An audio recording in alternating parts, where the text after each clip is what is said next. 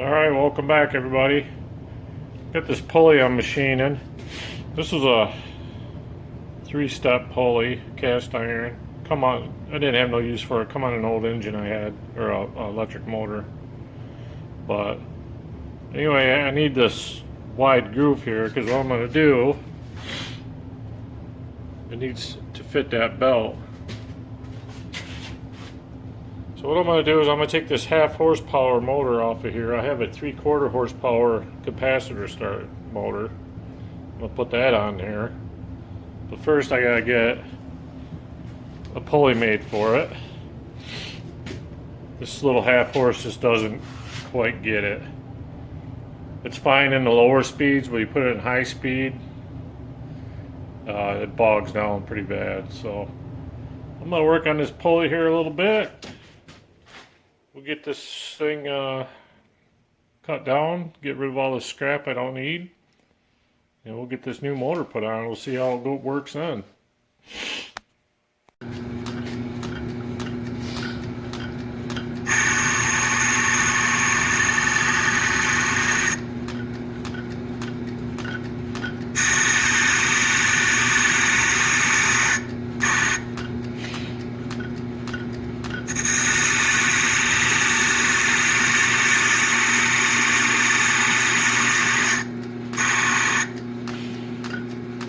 Just freewheeling it here.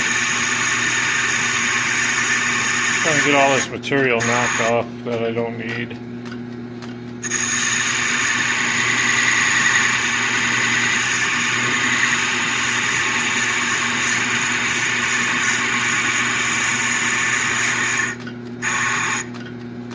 The other problem is that belt there. One of these days I'm going to pull that off of there. I'm going to pull this thing all apart and I'm going to put a rubber serpentine belt on it. That's part of my problem too.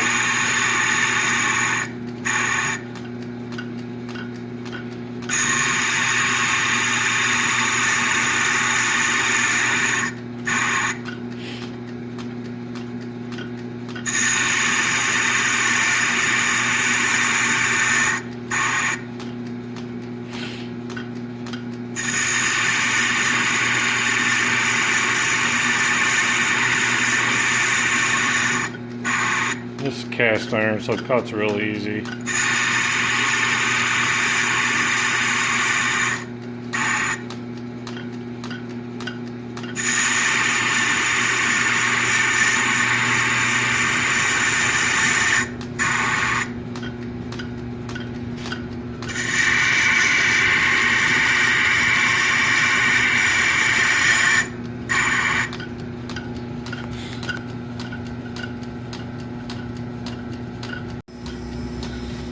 Alright, I think we pretty much got her. I got her knocked down pretty close. Close enough for this thing. Just give her a little bit of sandpaper. Smooth her out a little bit.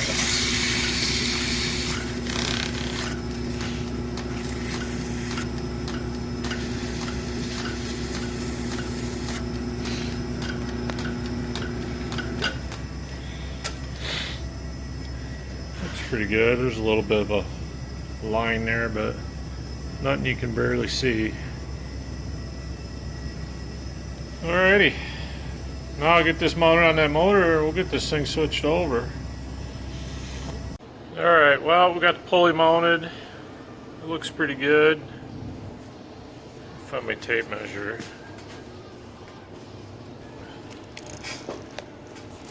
I need 3 1/4 inches from this bolt, center of this bolt hole, to the belt, and it's very close. We do have a little bit of wiggle room over there. I think that'll work just fine. If I have to, I can take this off and machine a little bit more off of that and get it on there a little tighter. But anyway, this motor spins the wrong way. I gotta switch a direction. I did this before, but now I think I'm gonna have to take this back part and figure it out. But I gotta switch the 2 small wires for the start circuit, if that makes sense. I'm sure you guys have done any motor work, know what I'm talking about. You switch the direction of the start circuit and then it'll spin the opposite direction. you don't have to switch the other ones. So don't remember. I know one of them's this wire, but on this circuit over here, I don't remember which one it was. I'm gonna have to dive back into this thing, see if I can figure it out. All right, back at her. Did a little investigating. Here's my sheet I made.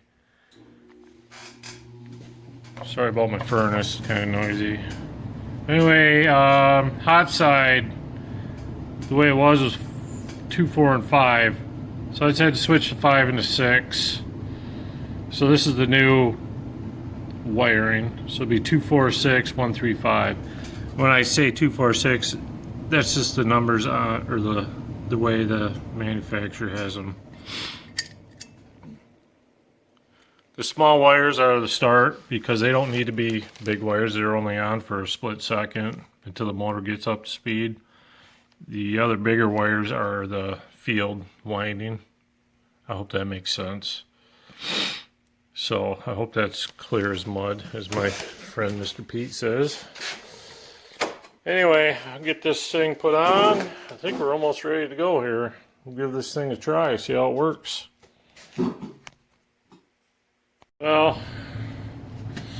Well, it just goes to show you, no matter how hard you plan and scheme, sometimes things just don't work out. This belt is now too short. I can't get it on there. And I dug through my pile of belts over there. I don't have nothing even close. The other issue here is my little electrical box is right in the line of fire. I think I can get around that though, because I can rotate this so the high side is towards this over here.